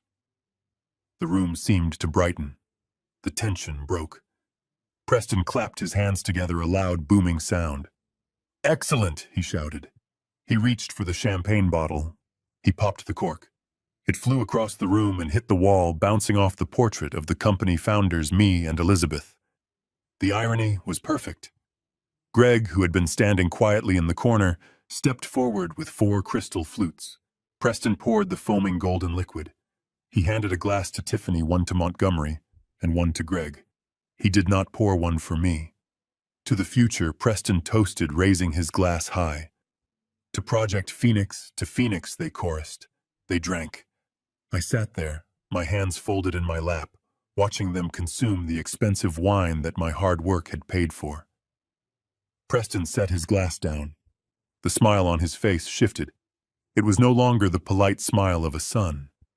It was the predator dropping the camouflage. Thank you, Harrison, Preston said. He didn't look at me. He looked through me. You have done the right thing. He walked over to me, extending his hand. For a second, I thought he wanted to shake hands. But his palm was open, waiting. The keys, Harrison, he said coldly. The master set. And the badge. I reached into my pocket. I pulled out the heavy brass ring. It held the key to the front door, the key to the executive suite, the key to the safe. It represented total access. I placed the keys in his hand. The metal chinked against his wedding ring. Preston closed his fist around them. He put them in his pocket. He patted the pocket, ensuring they were safe. Now he said, his tone brisk and dismissive. About the transition. We have arranged for a car to take you to the facility tomorrow morning at 10. It is a nice place. Sunset Meadows. They have bingo on Tuesdays. Tiffany laughed. A cruel, sharp giggle. Don't worry, Dad, she said, applying a fresh coat of lip gloss. We picked the room with the view of the parking lot. You like trucks, right? You can watch the delivery vans. Preston checked his watch again. We have a board meeting in 5 minutes to announce the leadership change, he said. Montgomery, please escort Mr. Blackwood to the lobby. He doesn't have security clearance for the executive floor anymore. He didn't even look me in the eye. He just turned his back and walked toward the window, looking out at the city he thought he owned. I stood up slowly. My legs felt strong. My hands had stopped shaking. I looked at their backs. Preston admiring his reflection. Tiffany texting her nail technician. Greg refilling his glass. They were celebrating a harvest they didn't plant. I turned to Montgomery. He was holding the door open, looking bored. "After you, Mr. Blackwood," he said. I walked to the door. I paused for 1 second. I looked at the champagne bucket. I looked at the empty chair where I had sat for 40 years. "Goodbye, Preston," I said softly. He didn't turn around. He just waved a hand over his shoulder, a gesture of dismissal. "Goodbye, Harrison," he said. "Try not to get lost on the way out." I walked out into the hallway. The heavy oak door clicked shut behind me. I heard laughter erupt from inside the room. They were laughing at the old fool. They were laughing at how easy it was. I walked down the corridor, my footsteps silent on the carpet. I reached the elevator. I pressed the button. As the doors opened, I caught a glimpse of my reflection in the mirrored panel. I wasn't smiling, but my eyes were bright. They were burning with a cold, hard fire. They had the company. They had the stock. They had the keys. But they had forgotten to check the map. I stepped into the elevator. The descent began. But I wasn't going down. I was just going to the ground floor to wait. To wait for the moment when the castle they just stole would crumble into the dust of Parcel 04B. The Red Wedding was over, but the war had just begun. And tomorrow I was going to bring the thunder. The elevator doors slid shut, cutting off the sound of their laughter. The silence that followed was heavy, thick with the scent of Montgomery's expensive cologne and the metallic tang of my own adrenaline. I stood next to the lawyer who had just engineered the theft of my life's work. He didn't look at me. He was busy tapping away on his phone, scrolling through emails, humming a tune that sounded vaguely like a funeral march. To him, I was no longer Harrison Blackwood, the founder, the chairman, the man who had signed his paychecks for a decade. I was just a loose end that had been successfully tied off. I watched the floor numbers count down on the digital display. 50, 49, 48. Every floor represented a layer of the empire I built. The sales department on 40, the logistics coordinators on 30, the IT server rooms on 20. I was descending through the skeleton of my own creation, falling from the sky like a stone cast out of heaven. Montgomery cleared his throat. He did not look up from his screen. "Mr. Blackwood," he said, his voice flat and professional, "I trust you have made arrangements for your transportation. The company driver is, of course, reserved for executive staff only." I stared at the back of his head. "I have my truck," I said. "Ah, yes, the truck." Montgomery chuckled, a dry, rattling sound. "Quaint." The elevator hit the lobby level with a soft chime. The doors opened, revealing the bustling heart of Blackwood Logistics. It was the mid-morning rush. Couriers were running packages through the turnstiles. Drivers were waiting near the dispatch desk with clipboards. The air smelled of floor wax and stale coffee, a smell that had been the background of my life for 40 years. I stepped out, my boots clicking on the terrazzo floor. I expected Montgomery to walk me to the door and bid me a fake, polite farewell.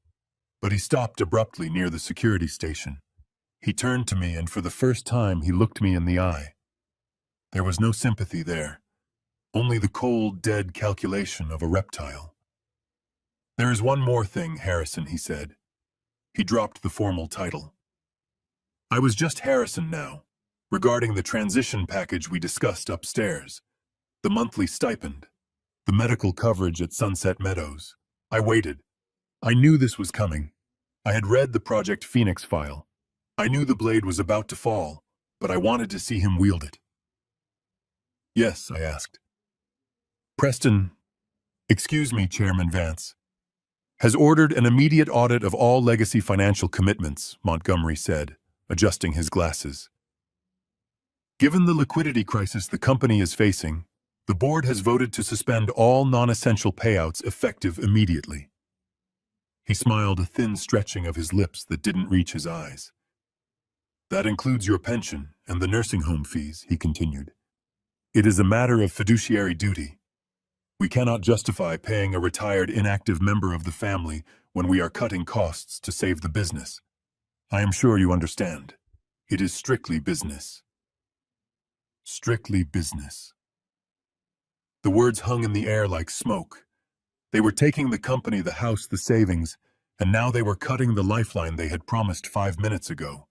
They weren't just firing me. They were erasing me. They were ensuring I would die destitute. I looked at him. I didn't blink. So the contract I just signed, I said slowly. The one where I gave up everything in exchange for that care. You are voiding it.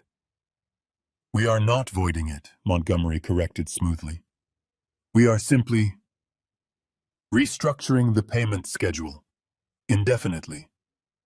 You are on your own, Harrison. I nodded. Good.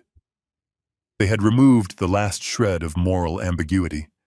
If I had felt even a twinge of guilt about what I was about to do to them, it vanished right then and there. They were not family. They were parasites. And you do not negotiate with parasites. You burn them out. Montgomery turned to the security desk. Standing there was the new head of security, a man named Bronson. He was a giant, a wall of muscle stuffed into a uniform that was 2 sizes too small. He had a neck as thick as a tree trunk, and eyes that looked like they enjoyed hurting people. Bronson Montgomery snapped his fingers. Please escort Mr. Blackwood to the exit. Ensure he does not speak to any employees. We do not want a scene. And deactivate his badge immediately. Bronson stepped forward. He loomed over me, casting a shadow that covered my face. He smirked. He knew who I was. Everyone knew who I was. But to him, I was just yesterday's trash that needed to be taken out to the curb. Let's go, old man. Bronson grunted. He reached out and grabbed my arm. His grip was hard, painful. He dug his fingers into my bicep, expecting me to wince. I didn't wince. I had changed tires on 18-wheelers in freezing rain. I had wrestled engine blocks into place with my bare hands. My arms were not soft. I looked at his hand on my arm. Then I looked up at his face. Take your hand off me, son, I said. My voice was low, barely a whisper, but it carried the weight of 50 years of command. Bronson blinked. He hesitated. He saw something in my eyes that he didn't expect. He saw the wolf. He let go, taking a half step back. Walk, he barked, trying to regain his authority. Before I drag you. I adjusted my jacket. I brushed the spot where he had touched me. I began to walk toward the glass doors. The lobby had gone quiet. The receptionists had stopped typing. The drivers had stopped talking. They were watching. They were witnessing the fall of the king. I kept my head high. I did not look at the floor. I looked straight ahead at the sunlight streaming through the glass. Just as I reached the revolving doors, Montgomery's phone rang. It was a loud, piercing ringtone. He answered it immediately, putting it on speakerphone as he fumbled to put a file back in his briefcase. Preston's voice boomed through the quiet lobby, echoing off the marble walls. Montgomery, is he gone? He is leaving the building now, Mr. Vance, Montgomery replied, shouting slightly to be heard. Good, Preston said. His voice was frantic, excited high on the adrenaline of the kill. Listen to me. I have the Vulture Fund on the other line. We are closing the deal on the fleet. I stopped. My hand froze inches from the door handle. The fleet. My trucks. The Peterbilts and Kenworths I had named after constellations. Tell them we accept the $12 million, Preston shouted. Tell them to send the recovery teams to the main yard on Friday. I want every tractor and trailer gone. We are liquidating the rolling stock. 12 million. He was selling a fleet worth 40 million for 12. He was selling it for scrap price just to get quick cash to pay his gambling debts and fund his lifestyle. And Montgomery Preston added, Yes, sir, call the developers. Tell them I want the ground broken on the condos next week. Bulldoze the maintenance shed first. It is an eyesore. The maintenance shed. The place where I had built this company. The place where I had taught Preston how to change his first tire, a lesson he clearly never learned. I stood there listening to him sell my soul, piece by piece. The receptionists heard it. The drivers heard it. Everyone heard the new owner stripping the carcass of the company before the body was even cold. "Understood," Mr. Vance Montgomery said.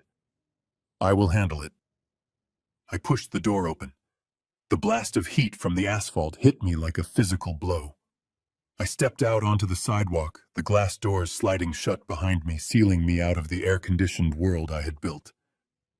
I walked to the edge of the curb and stopped. I didn't go to my truck. Not yet. I turned around and looked up at the tower. It was a monolith of blue glass and steel reflecting the harsh midday sun. On the top floor in the corner office, I could see a silhouette standing by the window. It was Preston. He was looking down at me. He was probably holding a glass of my champagne. He was probably laughing. He thought he saw a broken old man evicted penniless and alone. He thought the game was over. I reached into my pocket and pulled out my old Timex watch. The crystal was scratched and the leather strap was worn, but it was relentless. It never stopped. I watched the second hand sweep past the 12.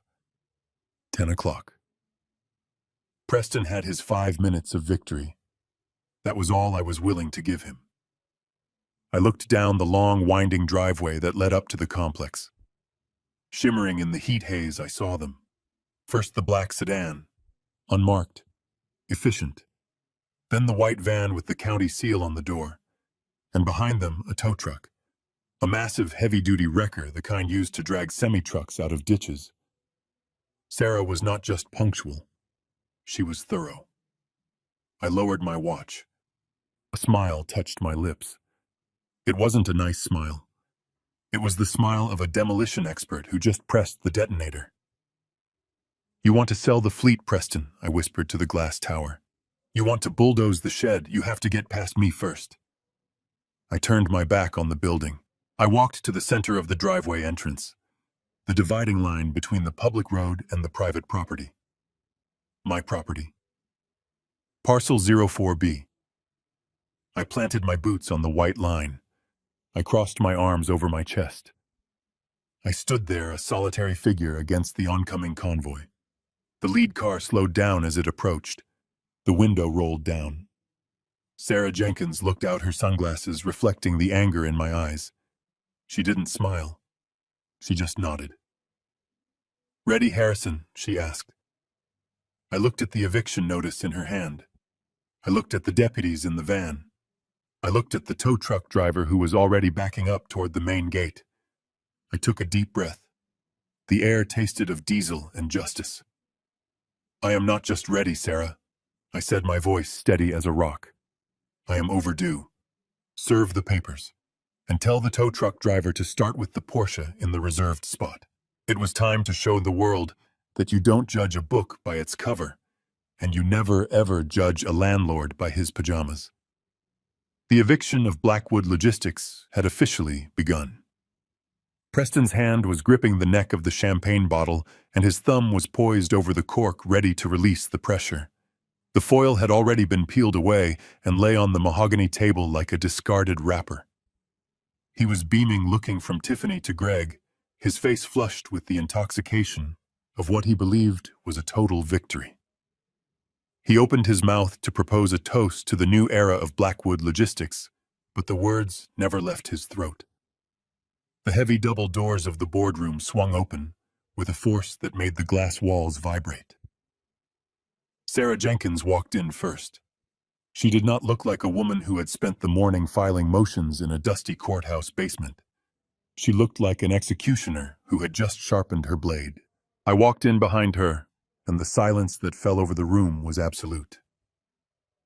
Preston lowered the bottle slowly. His smile faltered, twitching at the corners as he tried to process why the man he had just evicted was standing in his private sanctuary. "Security!" Preston barked, his voice cracking slightly. "I thought I gave a direct order. Montgomery, get him out of here. He is trespassing." I did not say a word. I simply pulled out the chair at the far end of the table, the one opposite him, and sat down. I crossed my arms and nodded at Sarah. Sarah walked to the center of the room.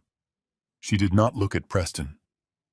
She did not look at Tiffany, who was staring at us with her mouth hanging open. Sarah looked directly at Montgomery. She reached into her briefcase and pulled out a single document. It was not thick. It was not bound in leather. It was just 3 pages of standard legal paper stapled at the corner. She placed it on the table. The sound of the paper hitting the wood was softer than a whisper, but in that quiet room it sounded like a gavel striking a sounding block. "What is this?" Montgomery asked, his tone dripping with condescension as he reached for the paper. "If this is a wrongful termination suit, Ms. Jenkins, I suggest you mail it to my office. We are in the middle of a celebration." "It is not a lawsuit," Sarah said, her voice calm and deadly level. "It is an eviction notice." Preston laughed. It was a loud, nervous sound that bounced off the walls. "Eviction," he scoffed. "We own the building. We just signed the papers. The old man signed them himself. Did you forget to take your medication, Harrison? Do you need me to explain property law to you?" "Read the document, Montgomery," I said, my voice low and steady, filled with the gravel of 50 years on the road. "Read it out loud so everyone can hear." Montgomery sighed, rolling his eyes. He picked up the document with 2 fingers as if it were a soiled tissue. He adjusted his glasses, prepared to mock whatever desperate attempt I had made. He glanced at the header. "Commercial ground lease agreement," he muttered. "Dated 1995. Landlord Blackwood Land Holdings. Tenant Blackwood Logistics." He flipped the page, looking bored. Then he stopped. I watched his face. It was a fascinating transformation. The boredom vanished instantly, replaced by a flicker of confusion. He squinted. He brought the paper closer to his face. A bead of sweat appeared on his forehead, right at the hairline. His mouth opened slightly, but no sound came out. The blood began to drain from his cheeks, leaving his skin the color of old parchment. "What is it?" Preston asked, sensing the shift in the room. His arrogance was starting to crack. "What does it say?" Montgomery flipped to the next page. His hands started to shake. This wasn't the fake shaking I had performed earlier. This was real. This was the tremor of a man watching his career disintegrate in real time. He looked up at me, his eyes wide with horror. He realized then that he had made the fatal mistake of a lawyer who assumes he is the smartest person in the room. He had never checked the underlying land deeds. "Clause 14, Sarah commanded. "Read Clause 14. Montgomery swallowed hard. His Adam's apple bobbed. He tried to speak, but his voice failed him. He cleared his throat and tried again. "Clause 14, change of control," he read, his voice barely a whisper. "In the event that the tenant undergoes a change in majority ownership or voting control without the express written consent of the landlord, this lease shall automatically and immediately terminate." He paused. The room was so quiet I could hear the hum of the refrigerator in the corner. "Keep reading," I said. Montgomery licked his dry lips. Upon termination, he continued, his voice shaking. "The tenant shall have 24 hours to vacate the premises and remove all improvements, structures, and assets from the leased land. Failure to vacate will result in the immediate forfeiture of all assets remaining on the land to the landlord as liquidated damages for breach of contract." Preston slammed his hand on the table, making the champagne glasses jump. "What the hell does that mean?" he shouted, looking from Montgomery to me. "We own the company. We own the headquarters. We own the warehouse." "You own the company, yes," Sarah said, crossing her arms. "You own the brand name. You own the employee contracts. But you do not own the land they sit on. You never did. Harrison separated the land assets 30 years ago." "So what?" Preston sneered, though. His voice was pitching higher. "So we pay him rent. Big deal. We will pay the old man his rent. The lease is terminated, Preston," I said, leaning forward, "and I am not renewing it." I stood up and walked over to the floor-to-ceiling window, pointing down at the sprawling complex below. You wanted the wasteland, remember? I asked softly. You gave me Parcel 04B because you thought it was just the rocky strip at the back, but you never looked at the survey map. I turned back to face him. Parcel 04B is not just the back lot. It is the 20 acres that sit directly under this tower. It is the land under the main distribution warehouse. It is the ground under the fueling station. It is the asphalt of the parking lot, where 500 trucks are currently parked. I leaned my hands on the table, looking him dead in the eye. You own the bricks, Preston. You own the steel beams and the glass windows, but I own the dirt holding them up. And according to the document your lawyer just read, you have exactly 23 hours and 50 minutes to move your tower, your warehouse, and your trucks off my land. Preston's face went red, a deep, violent crimson that started at his neck and flooded his cheeks. You can't do that, he screamed. That is impossible. We can't move a building. Then I guess you are forfeiting the building, I said calmly. Greg stood up, knocking his chair over. This is insane. We will sue you. We will get an injunction. On what grounds? Sarah asked. The contract is clear. You signed the change of control papers today. You triggered the clause. It is ironclad. And since Harrison is now the sole owner of the land and no longer has any fiduciary duty to the company, he has every right to evict a tenant he doesn't like. I watched Preston. The red in his face was draining away, replaced by a sickly, ghostly white. He slumped back in his chair, his hand slipping off the champagne bottle. He looked at Montgomery. Tell him he is lying, Preston whispered. Tell him this isn't real. Montgomery dropped the paper on the table. He took off his glasses and rubbed his eyes. He looked like he had aged 10 years in 10 seconds. It is standard, Mr. Vance, Montgomery murmured.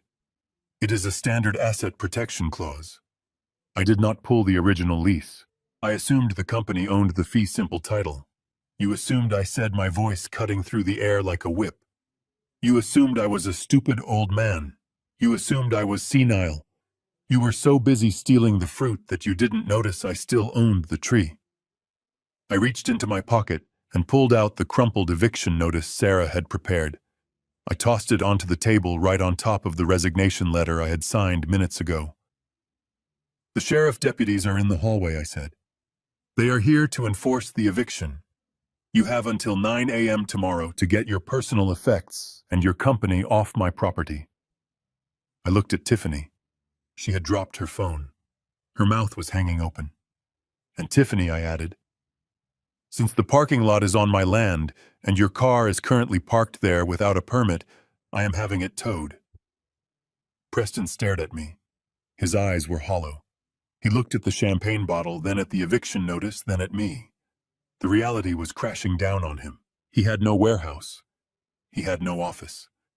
He had no place to park the trucks he had just tried to sell. The assets he had leveraged to the Vulture Fund were now effectively worthless because they had nowhere to operate. You planned this, he whispered. You planned this whole thing. The shaking. The memory loss. It was all a lie. I didn't answer him. I didn't have to. The look on my face told him everything. I walked to the head of the table, my chair. I put my hand on the leather backrest. Get out of my seat, Preston, I said. He didn't move at first. He just sat there, paralyzed by the magnitude of his failure. I said, "Get out!" I roared, my voice shaking the walls. Preston scrambled up. He moved so fast he tripped over his own feet. He backed away from the table, clutching his chest. I sat down. I sat in the chair I had built. I looked at the three of them, the greedy son, the vain daughter, the leech son-in-law, huddled together in the corner like frightened rats. You wanted a war, I said, picking up the heavy Mont Blanc pen from the table. You just lost. Now get off my land before I have you arrested for trespassing. The deadline passed in silence, but the consequences arrived with the noise of 1,000 thunderstorms. I did not wait for the sun to set. before I enforced my property rights. I had hired a construction crew from the neighboring county men who knew me and respected the handshake deals of the past. By noon, they had erected a heavy chain-link fence across the main entrance of the logistics park. We placed concrete jersey barriers in front of the gate, rendering it impassable for any vehicle larger than a bicycle. I stood by the guard shack watching the chaos unfold, with the detached calm of a general observing a battlefield from a high hill. The first wave of trucks arrived at 1 o'clock. These were the long haulers coming in from the coast, laden with perishable goods and time-sensitive electronics. They pulled up to the gate, brakes hissing, only to find their path blocked by concrete and steel. The confusion was immediate. Drivers leaned out of their cabs, shouting into radios, asking dispatch what was happening. But dispatch had no answers because the dispatch center was located in the basement of the tower, and I had cut the fiber optic line that ran under my gravel at 12:30. The screens inside the tower had gone black. The phones were dead. The nervous system of Blackwood Logistics had been severed, leaving the brain in the penthouse completely isolated from the body on the ground. By 3 o'clock, the line of idling trucks stretched for 2 miles down the interstate access road. 150 tractor-trailers were gridlocked, unable to enter the yard, to offload, and unable to turn around. The air was thick with diesel fumes and the sound of air horns. The state patrol arrived to manage the traffic, but when Preston tried to order them to cut the fence, the officers simply shook their heads. They had seen the court order. They had seen the land survey. This was a civil dispute, and until a judge said otherwise, that fence was as legal as the border of a sovereign nation. Inside the glass tower, the panic was absolute. I could imagine the scene because I knew the business cycles better than my own heartbeat. At 4 o'clock, the client calls began to route to the personal cell phones of the executives because the landlines were down. Sarah showed me the newsfeed on her tablet as we sat on the porch of the guest house. The headline on the financial news network was flashing in red. Logistics giant paralyzed. Major supply chain disruption. The first domino to fall was Amazon. Their regional logistics manager, a man who demanded precision down to the second, called Preston. I was not in the room, but I heard about it later from a loyal secretary who was there. He screamed so loud he could be heard through the glass walls. They had missed the delivery window for the prime distribution hub. The penalty clauses in the contract kicked in immediately. $10,000 for every hour of delay. With 150 trucks stuck at the gate, the fines were racking up at a rate of $1 million an hour. Then came Walmart. They simply canceled the contract. They cited a breach of reliability clause. That contract was worth 40% of the company's annual revenue. In one phone call, 40% of the empire vanished. I watched the stock ticker on Sarah's phone. When the market opened that morning, Blackwood Logistics was trading at $45 a share. By lunch, it had dipped to 30 on rumors of the leadership change. But as news of the blockade and the contract cancellations hit the wire, the line on the graph looked like a cliff face. $20, $15, $8. At 5 o'clock, the market closed, but the bleeding did not stop. The banks moved in for the kill. Preston had leveraged the company assets to the hilt to fund his hostile takeover and his gambling debts. He had borrowed against the stock value. Now that the stock was effectively worthless, the collateral had evaporated. The margin call came at 5:30. The bank demanded immediate repayment of the loans. $40 million due in full within 24 hours. If he could not pay, they would seize everything. But there was nothing to seize.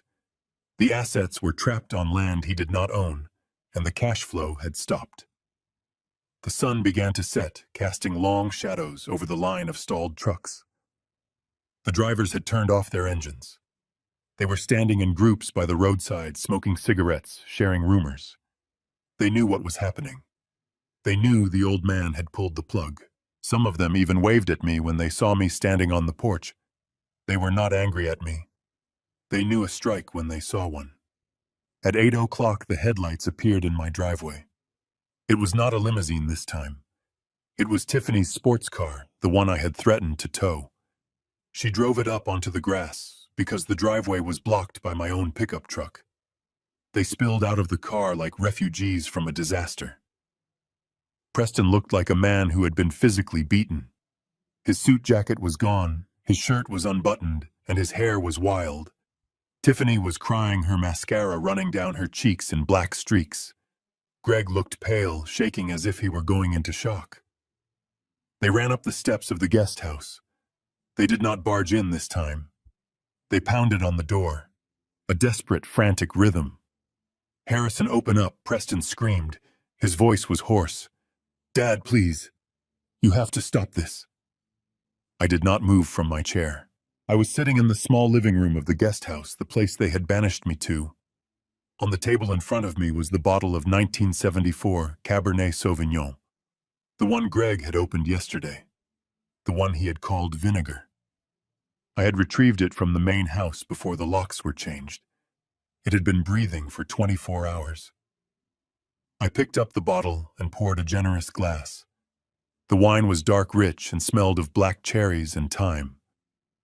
"Dad, please," Tiffany wailed from outside. "They are going to take everything. The bank is seizing my accounts. They are going to take my house. You can't let them do this." I took a sip of the wine. It was not vinegar. It was perfect. Complex, structured with a finish that lasted forever. It tasted like patience. I stood up and walked to the door. I unlocked it and opened it just a crack, leaving the safety chain on. They pressed their faces to the gap. Their eyes were wide, terrified. They smelled of sweat and fear. "Make it stop, Harrison," Preston begged, clutching the doorframe. "I will sign anything. I will give it back. Just open the gate. The penalties are bankrupting us. We will go to jail for fraud if we don't deliver those loads." I looked at him. I looked at the son who had called me senile. I looked at the daughter who had labeled my art for sale. I looked at the son-in-law who had planned to turn my land into a garbage dump. I took another slow sip of wine. "I am sorry, Preston," I said, my voice calm and polite. "I would love to help you. But I am just a retired old man. I don't have the authority. And besides, my lawyer tells me that opening that gate might expose me to liability." "Liability?" Greg shouted, hysterical. "We are dying out here." "It is just business, Greg," I said, repeating the words Montgomery had used on me.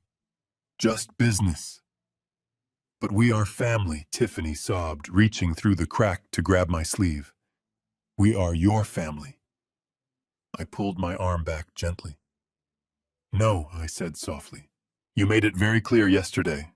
I am a guest, and guests don't interfere with the management." I looked at Preston one last time. "You have 12 hours left to vacate my property," I said. "I suggest you start carrying boxes. The sheriff comes back at 9 a.m. and he brings the lock cutters for the tower." I closed the door. I locked the deadbolt. I heard them screaming, pounding, begging. But I turned up the volume on the radio. It was playing an old country song about a man who lost everything and found himself. I sat back down in my chair and finished the glass of wine. It was the best glass of wine I had ever tasted. Outside, the empire was burning, but inside, the air conditioning was cool, and for the first time in a long time, I felt completely at peace. The night was young, and tomorrow I had a company to buy back for pennies on the dollar. The bankruptcy court was a sterile room filled with the smell of floor wax and desperation. It was a fitting end for the reign of King Preston. It had taken exactly 3 weeks for Blackwood Logistics to collapse completely. Without access to the facility, without contracts, and with creditors circling like sharks in bloody water, the company had no choice but to file for Chapter 7 liquidation. I sat in the back row wearing my best suit. It was the same suit I had worn to Elizabeth's funeral. I watched as the auctioneer read through the list of assets: office furniture, computers, intellectual property, and finally the fleet. The 500 trucks that Preston had tried to sell for scrap were now on the block tied up in litigation because they were parked on private land. My land. Preston and Tiffany were sitting in the front row with their lawyer, Montgomery. But the arrogance was gone. They looked like ghosts. Preston was unshaven, his eyes red-rimmed from sleepless nights. Tiffany was not looking at her phone. She was staring at the floor, picking at a loose thread on her designer dress. They were broke. The banks had seized their personal accounts to cover the corporate guarantees they had foolishly signed. They had lost the penthouse. They had lost the sports cars. They had lost the illusion of wealth. I could hear them whispering. It wasn't a strategy session. It was a fight. You said this was foolproof, Tiffany hissed, her voice carrying in the quiet room. You said he was senile. You said we would be rich in a week. Now I have nothing. Even my jewelry is gone. Shut up, Tiffany, Preston snapped back. You were the one who wanted the quick cash. You were the one who pushed for the sale. It is your fault, Greg added from the other side. You are the CEO. You drove it into the ground. The judge banged his gavel, silencing them. It was pathetic. They were eating each other alive. The auctioneer cleared his throat. Lot number 42, he announced. The intellectual property client lists and rolling stock of Blackwood Logistics, Inc. opening bid is set at $2 million. $2 million. A company worth $40 million just a month ago. I raised my paddle. $2 million, I said. Heads turned. Preston spun around in his seat. When he saw me, his jaw dropped. He looked at me with a mixture of hatred and disbelief. He hadn't known I had liquid cash. He didn't know about the savings account I had kept secret for 30 years, the rainy day fund that Elizabeth and I had built separate from the business. $2 million going once the auctioneer droned. Does anyone else wish to bid silence? No one wanted to buy a trucking company whose assets were trapped behind a blockade. No one wanted to deal with a landlord who had already proven he was willing to go to war. I was the only bidder because I was the only one who held the keys to the gate. Sold, the auctioneer said, slamming his hammer down. To Mr. Harrison Blackwood. I stood up. I walked to the clerk's desk and wrote a check. It took every penny I had, but it was worth it. I wasn't just buying trucks. I was buying back my name. As I walked out of the courthouse, the sun was blinding. I put on my sunglasses. I felt lighter than I had in years. The burden of betrayal was gone. The weight of their expectations was gone. Preston, Tiffany, and Greg were waiting for me on the courthouse steps. They looked like beggars. The entitlement had been replaced by a terrified realization of their new reality. Dad, Preston started stepping forward. His voice was trembling. Dad, listen. We can fix this. I can help you run it. I learned a lot these past few weeks. We can be a team again. Harrison, Tiffany cried, tears streaming down her face. Please. I have nowhere to go. They took my condo. Can I just stay in the guest house? I won't make a sound. I promise. I stopped. I looked at them one last time. I looked at the son who had mocked my hands. I looked at the daughter who had sold my memories. I looked at the son-in-law who had tried to bury me. I took a deep breath. The air smelled of freedom. I didn't say a word. I didn't yell. I didn't lecture them. I simply put my headphones on. I pressed play on my old Walkman. The sound of Johnny Cash filled my ears. I walked past them as if they were invisible. I walked down the steps, past the weeping, past the begging, and climbed into my old Ford pickup truck. I started the engine.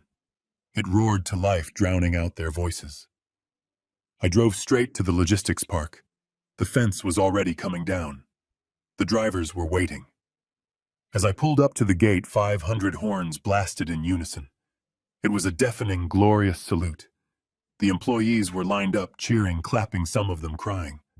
Big Mike was there. Sarah was there. I got out of the truck.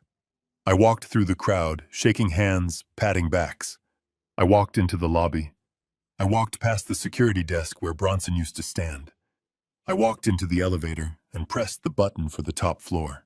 When I entered my office, it was empty. The glass desk was gone, repossessed by the leasing company. My old mahogany desk was back retrieved from storage by the staff. I sat down in my chair.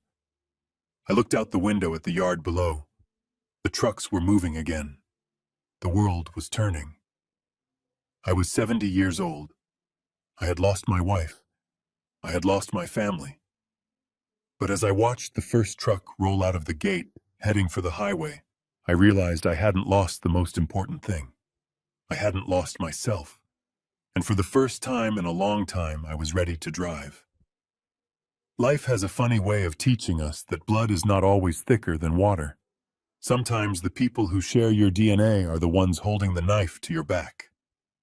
I learned that you cannot buy respect, and you certainly cannot inherit character. My stepchildren thought wealth was a right, not a reward for hard work.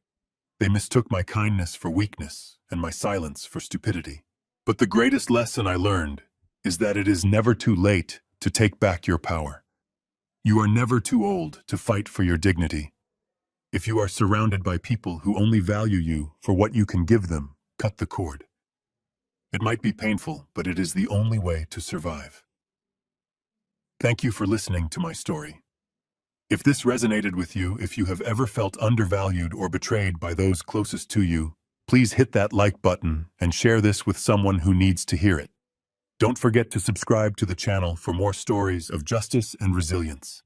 Let me know in the comments which city you are watching from.